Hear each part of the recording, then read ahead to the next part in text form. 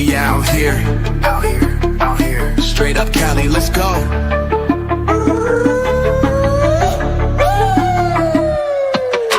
Straight up Cali, sun's blazing hot.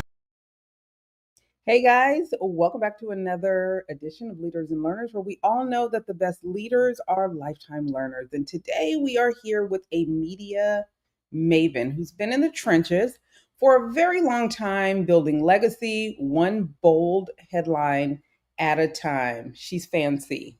That's what we call her. And she's the founder and the editor in chief of Swagger Magazine. Welcome. How are you? Greetings. Thank you for having me. I'm good. How are you?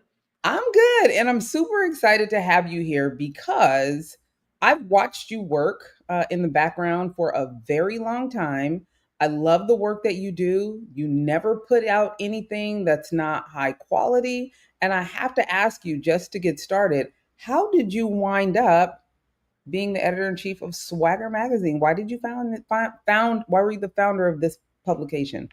Actually, it was basically I was uh okay, it's kind of a long story. I'm not gonna take you through the whole story. Give it to me. Okay. Well, I was working I was a student and I was working at a restaurant, but I was also selling adult toys and dancing at a club at night. And I would meet these affluent Black women. Like, I'm a country girl from Mississippi, so I had moved to Louisiana, the Baton Rouge area, and these women would share their stories with me because they could tell that I was like getting impatient. I had an entrepreneurial spirit, and I think they could tell that. And I was only about 23, 25, but I thought that I was supposed to already be where I'm supposed to be today, or, where I'm supposed to be in the future. And so they would just share these stories about overcoming and how they got to be where they were. And I was so impressed. I thought other Black women needed to hear these stories. In particular, I really thought the women in my family needed to hear these stories just so that they could know that there was something more out there, than just having kids and staying in a small town.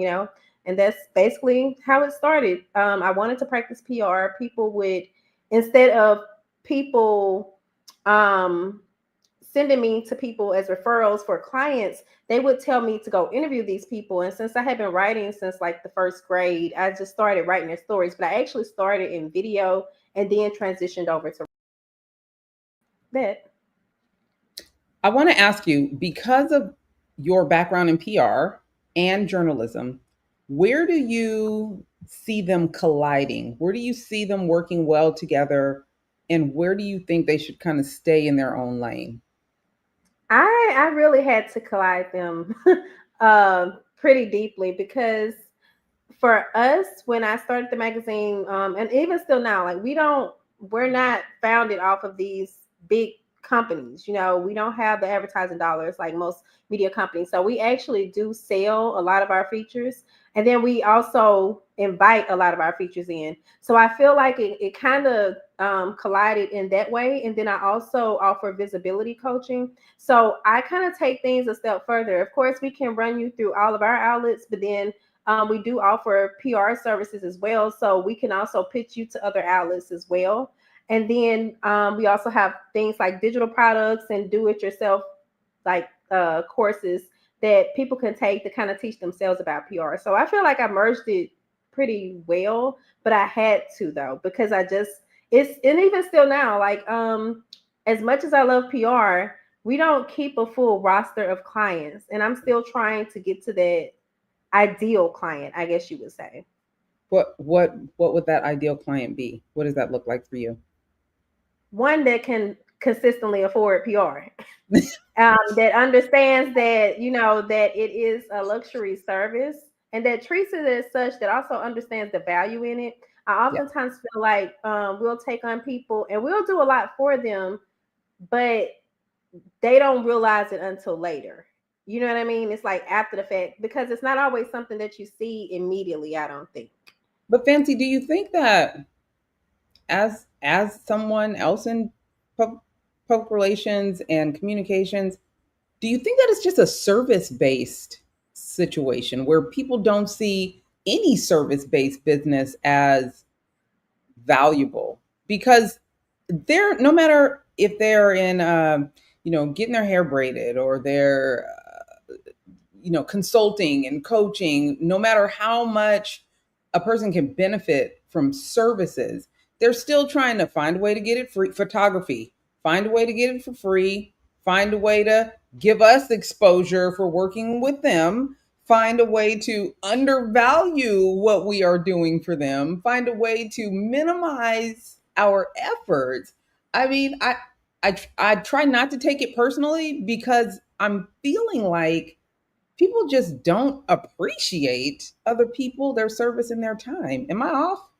No, I think you're very right about that. And and I'm like, and I'm trying to find the right words because I definitely see it that way as a service provider. I agree with you wholly. And I was really trying to see it like from other service provider eyes as well. But I do believe it, and I'm not gonna even lie. Once you said to ask the question, it even made me think about my own views as far as service providers. Because I know a lot of the times I'll be like, you know what, I'll just do it myself. But no, but I will say I will pay someone for the time and for the convenience a lot of the time, especially and for the skill set. So I don't have a problem with it. And I try to be understanding because I am also a service provider. But I do understand where you're coming from. And it does seem like we are treated that way and just people don't want to pay us. I don't know what it is. I Because think with the internet and YouTube and things like that, everybody thinks they can just do it themselves. I think around COVID was the time where I saw a lot of people feeling like they were couch PR professionals. Like, I'm okay, listen, I'm a social media publicist. What? And someone is paying you? Like, what is going on? What is this? I was like, where am I? This is Can we just stay in that space for a moment? Because I mean, I know as a fellow publicist, I am the things that I receive sometimes from people, that are supposed to be publicists really amazes me. And I'll be like, somebody is actually paying them, to to send this out with all these grammatical errors or just, boring headlines or just whatever the case may be. Is barely a pitch, but people, I don't know, like some kind of way they're still getting clients and being successful.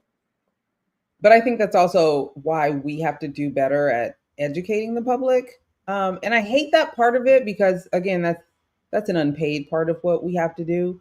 But it's not just for me; it's for the industry, and I think that's why those of us that do it with a high level of dignity, that have morals about the work that we do, that's exactly why the education piece I don't mind doing because I need to let people know if someone promised you coverage, they lied to you and they're paying for an ad. If someone, guaranteed something for a certain dollar amount, that's an ad. Yeah. And most laymen don't know that. That's almost like if I hire a plumber, which is a service industry, right? And he promises me something that I can't even prove that it's not true because I ain't no plumber. And I don't know what them pipes is supposed to look like or what they're supposed to be plated with or what size legally they're supposed to be. There's so much behind trusting people with your dollars and cents that all we can do is just educate people and continue to show our good work. So I do want to ask you though, there's so many good stories to tell, especially when you're talking to regular everyday folks, when you're talking to women that have just been grinding and succeeding and hurdling obstacles, kicking down brick walls to get to the next level. How do you decide which stories to tell?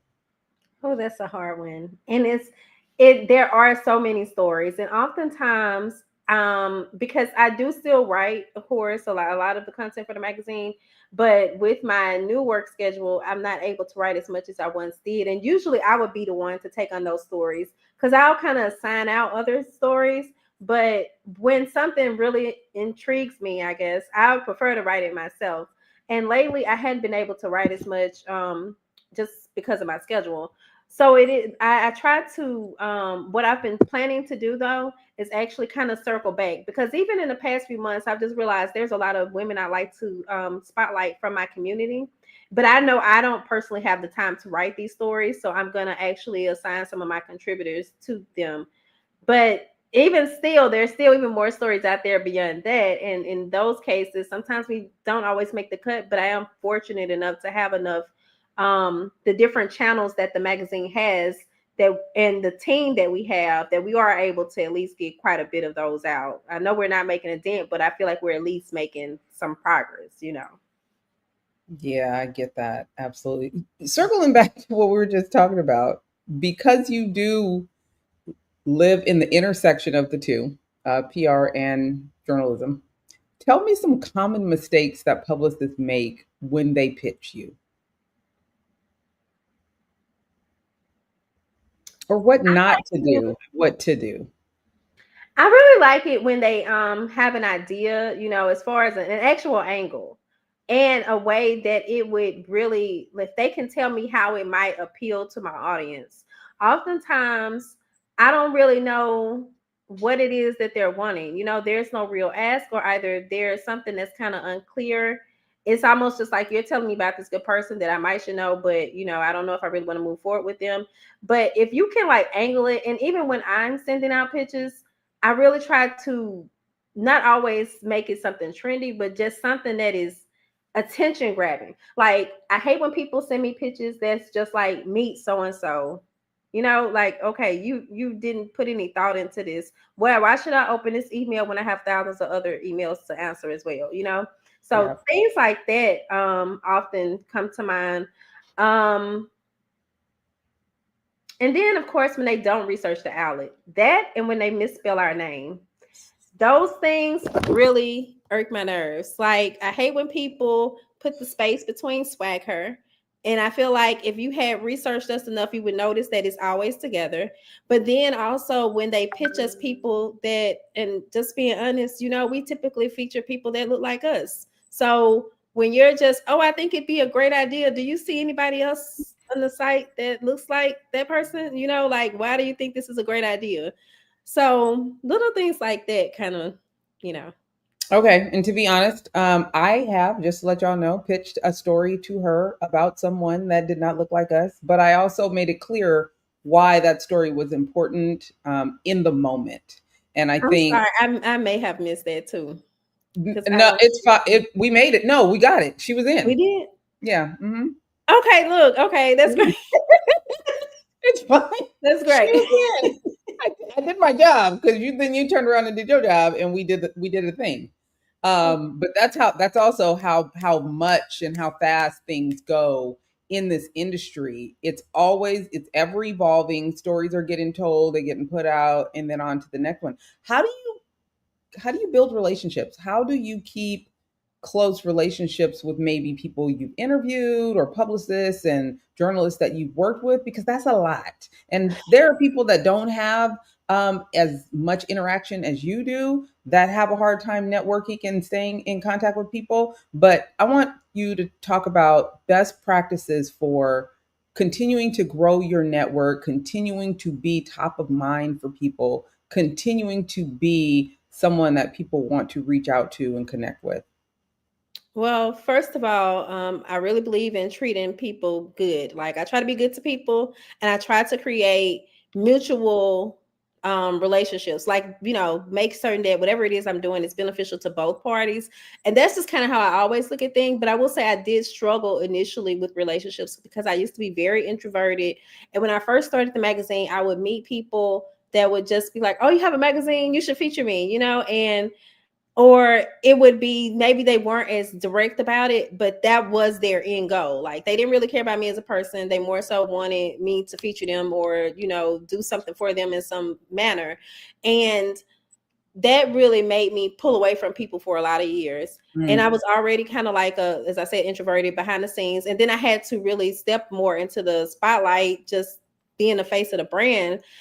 And it was hard to really connect with people because I think people had just grown so used to kind of either seeing other people with the brand, or they just didn't know exactly who I was. And even still now, I still kind of deal with it a lot. But one thing I've started to do is just for those people that I feel like, hey, I know I want to keep this person in my circle. let me be good to them. I try to do little check-ins. If there's any way that I can assist them, especially if it doesn't take anything from me, I have a team. So a lot of the times I might be assisting somebody with something, but I really tasked it off to somebody else, but we're still getting it done. You know what I mean? Like I'm still helping you. So I can do little things along the lines of that. And I try to incorporate people that are in my circle as much as I possibly can. Like even with our event that's coming up, I made certain that I reached out to the other publishers because I feel like as publishers, people are always asking us for something, but never thinking about, hey, what can I do for them? So I'm going to feature them as the moderators for the event. And I just thought that was, I thought it was a really cool idea. So I'm looking forward to working with them on that. I love that. I absolutely love that. What do you think mainstream media still does not understand about Black entrepreneurs, Black creatives, and Black change makers? Oh, I just feel like they don't understand us in so many ways. I don't even begin to know where to start. But I think for one, like we have brains, we can tell when we're being marketed to. Mhm. And I think that people tend to think, oh, we're going to do this. And, the Black people are going to love us or the Blacks are going to love us. And I'm just like, no, I don't think that's the case. So little things like that, I think are a nuance and they don't seem to get it. Okay, so this might be a little messy, a little petty, but I want to ask you about this all white community that's popping up right now. I don't think we are giving it the kind of attention that they wanted. What are your thoughts on that? I saw the headline and I scrolled right past it. I was wondering, but see, that's the thing. Like for me, I don't believe in giving attention to stuff if it's not something I'm going to be supporting, And I feel like a lot of the times I'll see other people be like, well, what do y'all think about? You know what? I don't even want y'all to know this as this. So I'm just not going to mention it. And there might be a little bias, but I do for me personally. Now, because a team handle my social media, they might post something along the lines of that, but I'm not supporting it in any way. I don't even want to know what it's about. I think it's so hilarious No, that look, now you can tell me a little I tell me don't a even little about it. I don't know all of the intrinsic pieces of it. I just know that they are building a community for whites only, and they want to make sure that we all know that it's for whites only, and they are trying to preserve their culture, whatever they think it is. And the outrage that they thought was going to come just has not. And I that's the part of it that's entertaining to me. Like them building the community is do your thing. Okay? Do your thing, boiled chicken, but don't come over here for our fried chicken while you're over. Good luck. Actually, more so I'm thinking I feel sorry for your kids because at some point their kids are going to have to come out of that community and try to deal with other people that they've never been around, and they're going to be in for the shock of their life because what they're being told about us, you know what I'm saying? I think it just puts them in a really bad place because just like you said a minute ago, they don't get us right anyways. They don't understand the blacks. So what are you in this community going to be talking about? Because when they come out of the community, we shock the world every time. Every time. In some ways, I almost think it's kind of cool. I Like, know. like now that you're saying it, because like I said, I didn't even open the article. But I mean, okay, so I don't know, because at times I kind of, and this might be too heavy for this, but at times I kind of wonder about, segregation. I just really feel like as if we as a community were to really be placed on our own, then maybe we could actually have some type of unison or come together to actually do more and be more self-sufficient. So them But kind of but community, I every would. time we do that, they bomb us or they burn us down or they burn us out or they steal it. Every time we've done that, it's been destroyed by those that say they don't want to be around us.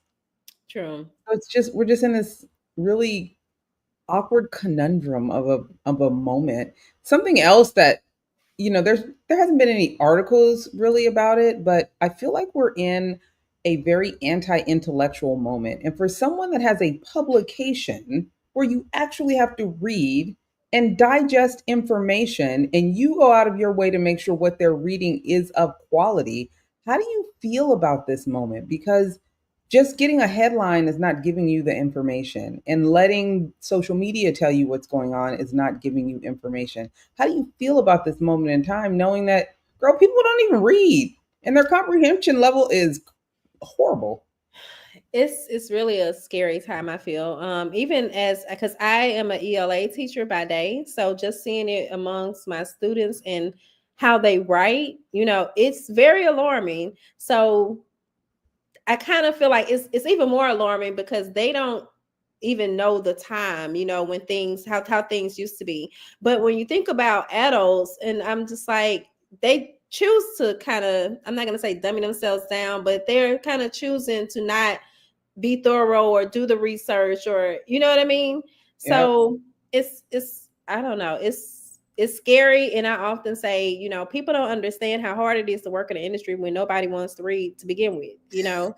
So I do this because I love it, but I know that most people are not even, we can feature people and they don't even read the article themselves a lot of the times.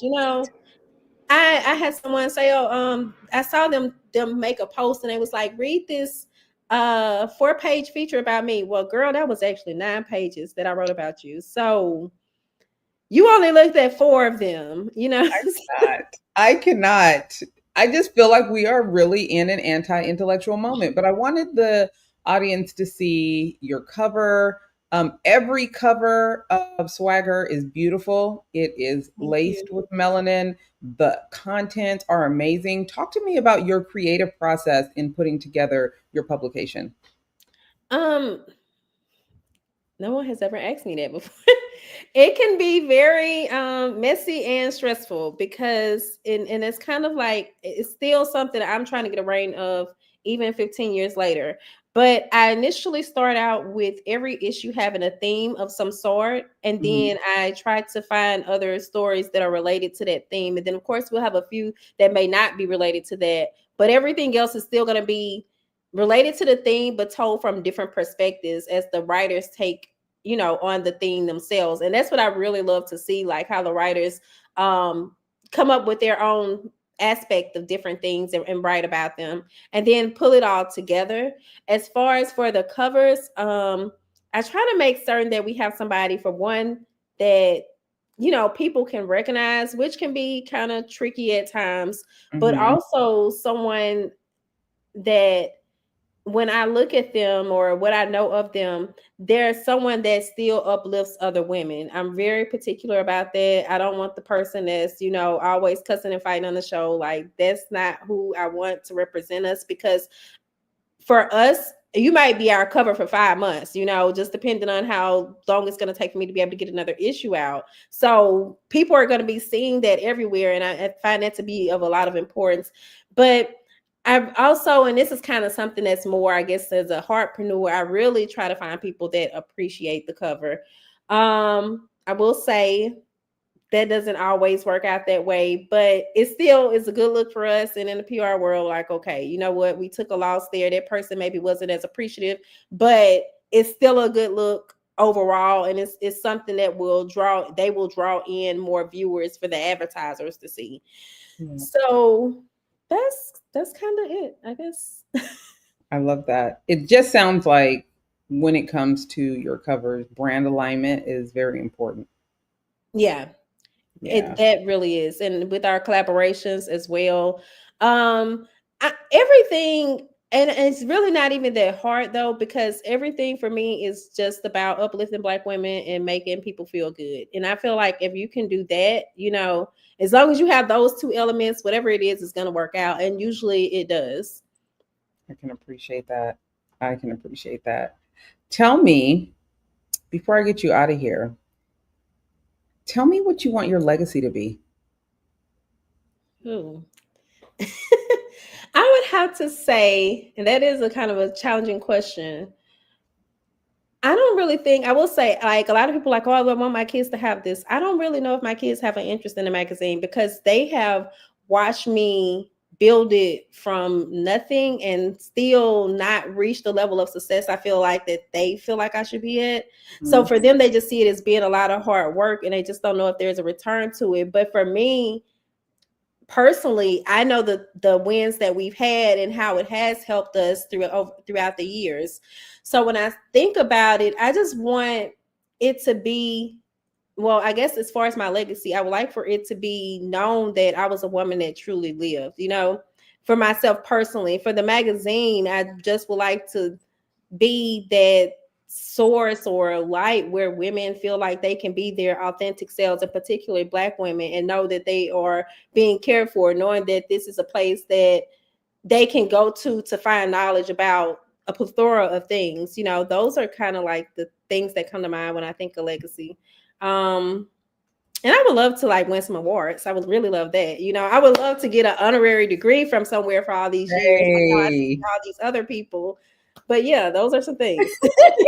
Hey, put it out there. That's what I'm saying. Put it out there.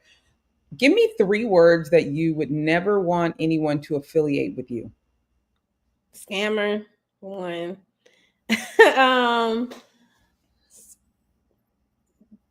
Untrustworthy. Scammer, untrustworthy. And I don't know. I think worthless comes to mind. I don't know why. Ooh. High value, high integrity. I like it. I think that's good. That's good. What's next for you? You have an event coming up. Let the people know about it and also how to stay in touch with you and follow your journey. Okay. So we are hosting Where Wild Women Wonder. It is our rest and wellness activation. It's going to be virtual on August 23rd from 11 to 2 p.m. Eastern time. And I think that we're actually going to be streaming it via our Facebook page. But for other perks and exclusives, then you can still go and register on Eventbrite. I'm really looking forward to that. And then we have a lot of different projects in the works. Actually, I'm going to be speaking at a virtual event for the UK, the 100 most powerful Black women in business. In digital business, if I'm not mistaken. I could have totally slandered that name. But if you follow my social media networks, everything is Swagher Magazine or Fancy Swagger. And remember, Swagher, SWAGHER. And then we'll keep you updated on everything that's taking place, as well as all the events that I'm involved in as well.